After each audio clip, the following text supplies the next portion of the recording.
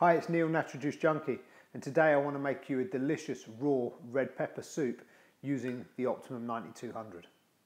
Now, I know what you might be thinking. You might be thinking, raw soup? I don't want a soup that's cold.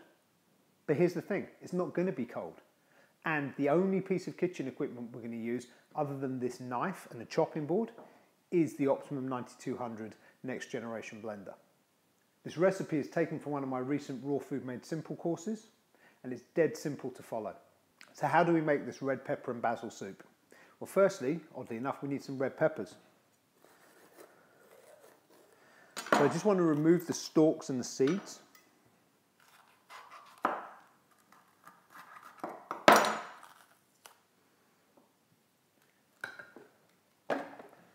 And then pop these in the blender.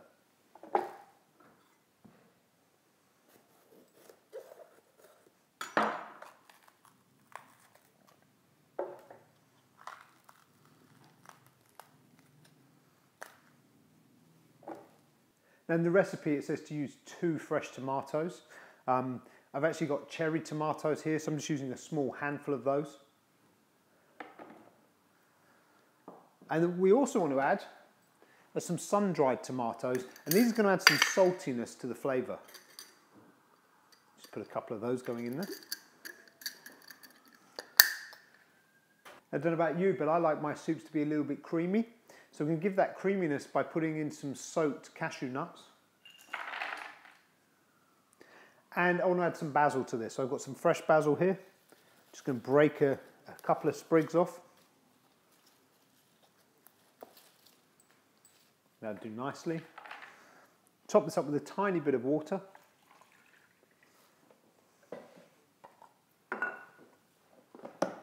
Pop the lid on and grab my tamper ready to push things down into the blades. And we'll just pop this on fast.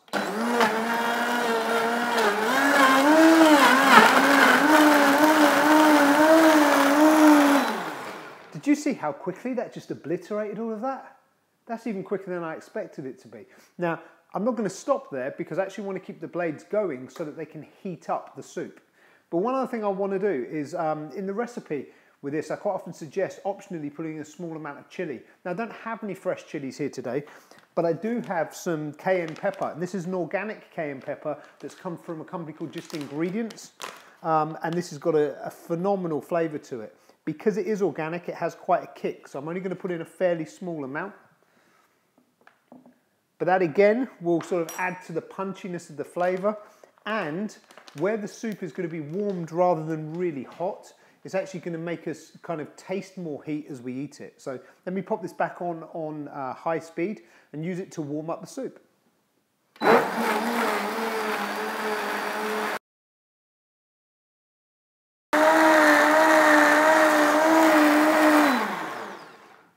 Now this blender's got one of the most powerful motors on the market.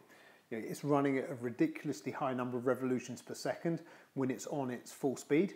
And you can really start to feel the heat coming into this jug. A bit like you know, when you watch a barista heating coffee and they fill the jug to feel the temperature of the milk or whatever.